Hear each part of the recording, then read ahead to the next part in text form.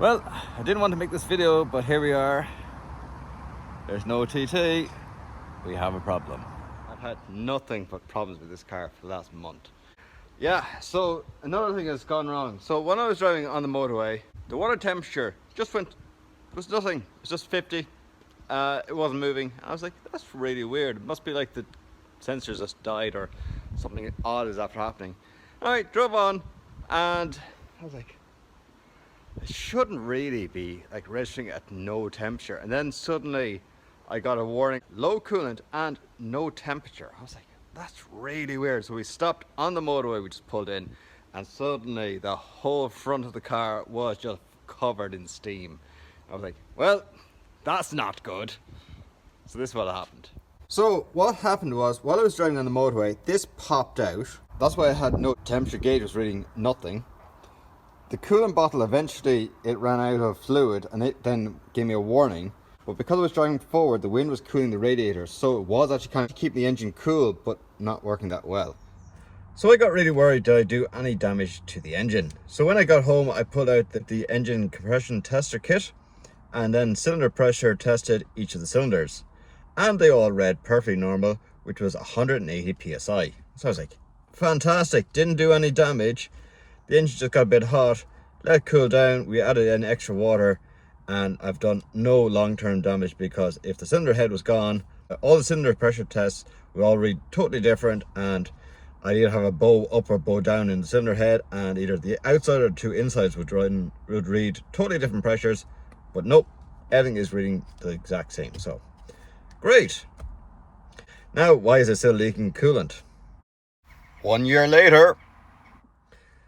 So now a year on and we're still getting warnings for low in coolant. So I'm replacing the coolant probably about every 10 days to 14 days. And I'm going, where on earth is this coolant leak?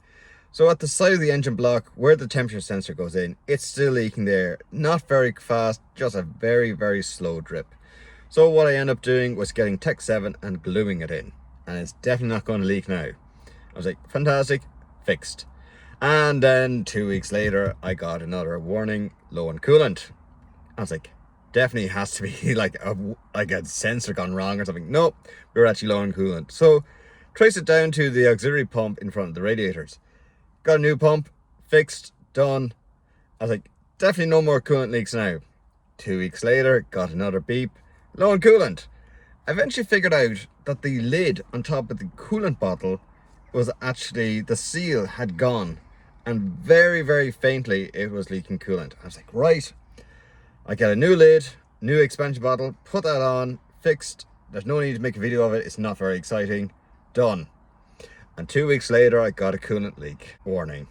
Oh my gosh, what on earth is leaking? So I started thinking about the time I overheated on the motorway. It's like, maybe I should just do a compression test now on the engine and just see if everything's right. But I did one the next day after overheating on the motorway and everything was perfect. So it can't be that, but let's just do one anyway.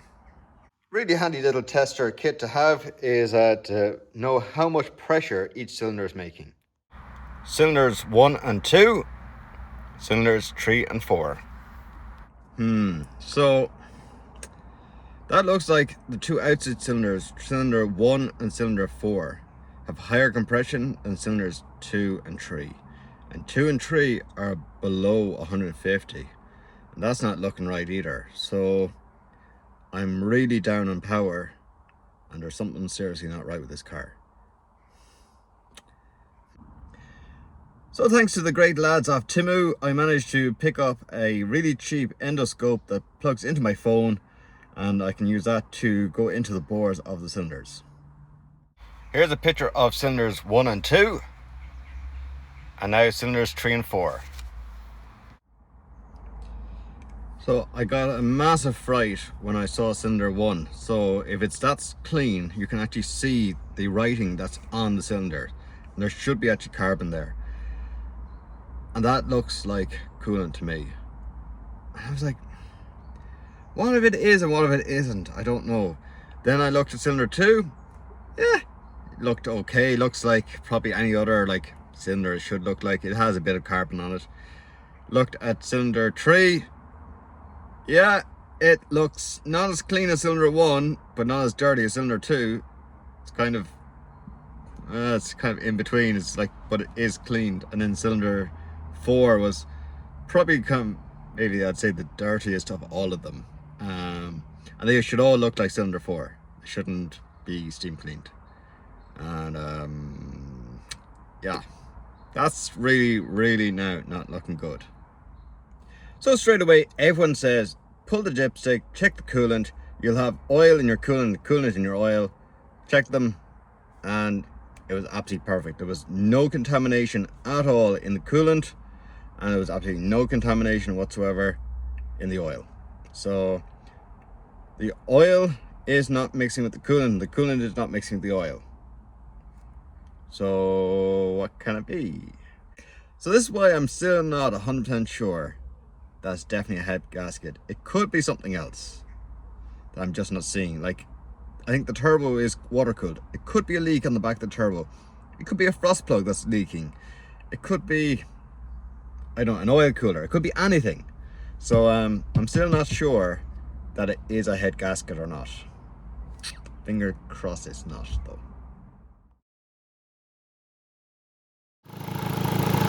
Okay, I'm still leaking coolant, don't know where. We've done the visual test in on the cylinders. The results are 50-50. We did a compression test on the cylinders. Again, results 50-50. They were just barely inside spec. So like, there is some problem, but is it a head gasket or not? So we got this little tool here. Just a cork, say, and a bubbler. Put on there. Get this special liquid that reacts in the presence of CO or CO2, whichever it is. And what you do, so it's this colour, but it's blue. Put a few drops in. So it just has to seal. And now we just wait and watch.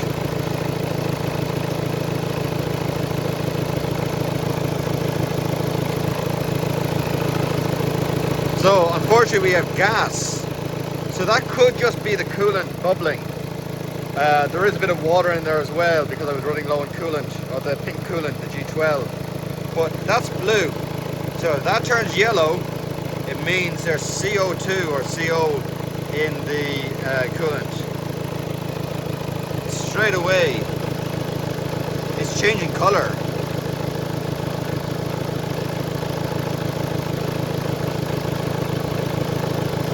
That's getting more and more green, yellowy colour.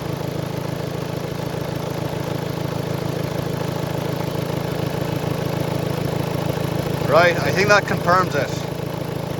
The head gasket is gone on the Audi TT. Look, there it is, yellow.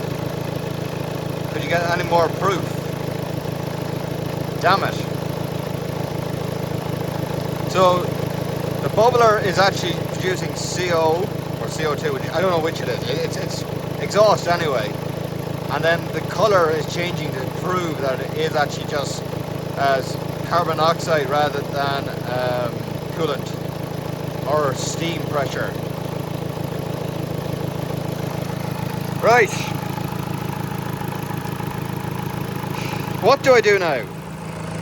So I'm actually really annoyed at the moment. I don't know what to do. I genuinely don't know what to do. Is this the end of my Audi TT? Because I'm trying to think, how much is a head gasket? So when you do a head gasket, you should probably do a timing belt. I do a timing belt kit.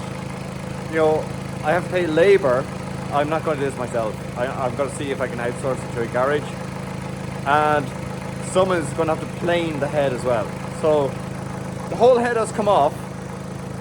The turbo has to be separated. The inlet manifold has to be separated. We'll have to plane the head. Check the head that it's okay, that's not damaged. Plane the head. Put it all back together. New gasket, new timing belt, new head stud bolts. And how much labour. And like, I can't see it being less than 1,500, 2,000, I don't know.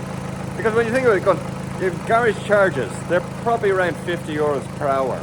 How many hours is this job? Plus all the parts, labour, you know, there's an outsourcing job because not every garage will have a planer, so you'll have to bring it to somewhere that does engine planing. I don't know what to do. I do love the car. Don't get me wrong. I absolutely loved driving this car. So I've been driving for the last 4 years and absolutely loved every second of it. Even when it broke down, I still loved it. It's never actually left me stranded anywhere. The exhaust pipe was the worst thing probably to do in the car, but yeah, let's have a look at this bubbler. That is as yellow as it's gonna get. That is 100% head gasket failure. Yeah. Well, okay, so it does turn the engine off. Well, on the only plus I can see to this is, at least it's not leaking everywhere else. I've solved all the actual coolant leaks. So now we know that the head gaskets failed somewhere between one of the water jackets and into one of the cylinders, or else it's failed into all 4 of them. And that's why I'm losing coolant. So it's actually burning the coolant. And yeah, I saw a little bit of steam coming out the back of the tailpipes, but it's been raining for nearly every day of the year. It hasn't stopped raining. There's constant damp in the air. So I wasn't quite sure whether it was just general moisture that's just been sucked in from the manifold. It's a turbo car, you know, so it's pushing in everything that's in the air, including damp, including moisture, compressing it, and there's just damp everywhere, and just that's what I was seeing at the back of the tailpipes. So for people that are wondering, and this is from my own research, just like online, what is a head gasket failure? So the typical one is oil and coolant mixing, and you'll have basically what people call is a milkshake or white foam in your oil. I didn't have that. You can also have oil in your coolant. I also didn't have it. So the way the head gasket is separating the combustion chamber from the coolant, but it's also separating everything outside from everything inside and everything inside from outside. You can have is coolant only entering the combustion chamber. You can have combustion going into your coolant, combustion going into your oil, and you can have a blowout as well, which is from the combustion chamber to actually outside, so like in the outside environment of the engine itself. So it bypasses both the coolant and the oil galleries. So another point of failure is coolant literally leaking outside of the block. You can have oil leaking outside of the block, or you can have oil and coolant mixing, or oil going into the cylinder and you're getting burnt, or you can have coolant going into the cylinder and getting burnt. And then you can have compression also going the opposite way, which is the compression from the pistons going into your coolant or going into the oil, or you have compression just blowing out the side of the engine block as well. And another place for failure is the compression blowing out between cylinders. So when you do a compression test, say between cylinder 3 and cylinder 4, there'll be no compression because the combustion is actually jumping between cylinders, because that's where the head gasket has actually failed. So yeah, you can have loads of different types of failure. So yeah, I'm kind of gutted, to be honest. I spent a lot of money and a lot of time on the car.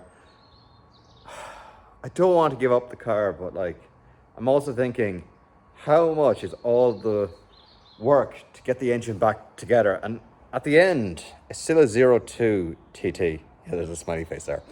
And like, that'll solve one problem. But like, there's probably another problem down the line of like, what's the next thing to go? And I don't know. Like, you can't even use the engine in another car because I still have to take the engine out to do all the engine work. So I don't know like what to do. Can you guys just give me some advice? I just don't know. Like, I'd love to keep the car. I really would. I think it is. These cars, I know people like break them for just the engines, and I think it is a shame because they are a fantastic car. I think they're even better than a Volkswagen Golf. Yeah,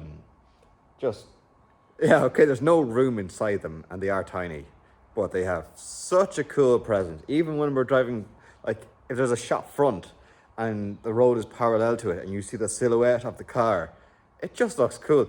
Even like in the car parks and you walk back to your car, you see like all the standard square boxes cars, and then you see the TT and you're like going, that is a one cool ass car. Like, yeah, the German guys that designed this, they did a brilliant job. They really did. And like, I have the HIDs done. I've loads of work done to the car. I don't want to break it. I want to keep it. But I also just, I don't know. If you have any advice for me, do leave it in the comment section down below. And guys, thanks for watching. Peace out.